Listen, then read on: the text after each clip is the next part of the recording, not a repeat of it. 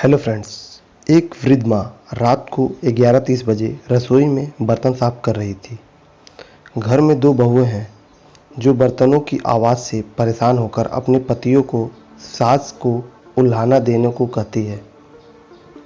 वो कहती है, अपनी माँ को मना करो, इतनी रात को बर्तन धोने से हमारी नींद खराब होती है। साथ ही सुबह 4 बजे उठकर फिर खटर पटर शुरू कर देती है। सुबह 5 बजे पूजा आरती करके हमें सोने नहीं देती, ना ही रात ना ही सुबह। जाओ, सोच क्या रहे हो, जाकर अपनी माँ को मना करो। बड़ा बेटा खड़ा हो जाता है और रसोई की तरफ जाता है। रसोई में छोटे भाई के कमरे से भी वो ही बातें सुनाई पड़ती है जो उसके कमरे में हो रही थी। वो छोटे भाई के कमरे में खटखटा देता है या उसकी कुंडी को खटखटाता है। छोटा भाई बाहर आता है। दोनों भाई रसोई में जाते हैं और माँ को बर्तन साफ करने में मदद करने लगते हैं। माँ मना करती है पर वो नहीं मानते। बर्तन साफ हो जाने के बाद दोनों भाई माँ को बड़े प्यार से उसके कमरे में ले जाते हैं तो देखते हैं पिताजी भी जागे हुए हैं। दोनों भाई माँ को बिस्तर पर बैठाकर कहते हैं, माँ सुबह जल्दी उठा देना, हमें भी पूजा करनी है और सुबह पिताजी के साथ योगा भी करेंगे। माँ बोली, ठीक है बच्चों।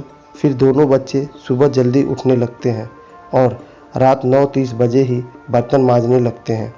तो इस पर उनकी पत्नियाँ बोली, माताजी करती तो हैं, आप क्यों कर रहे हैं बर्तन साफ। इस पर बेटे बोले कि हम लोग की शादी के पीछे एक कारण यह भी था कि माँ की सहायता भी हो जाएगी, लेकिन तुम दोनों को ये काम नहीं करना आता तो कोई बात नहीं, हम अपनी माँ की सहायता खुद कर लेंगे, क्योंकि हमारी तो माँ है, इसमें क्या बुराई है। अगले 3 दिन में घर में पूरा बदलाव आ गया। बहुएं जल्दी इसलिए बर्तन साफ करने लगी कि नहीं तो उनके पति बर्तन साफ करने लगेंगे और साथ ही सुबह बहुएं भी पतियों के साथ ही उठने लगी और पूजा आरती में शामिल होने लगी।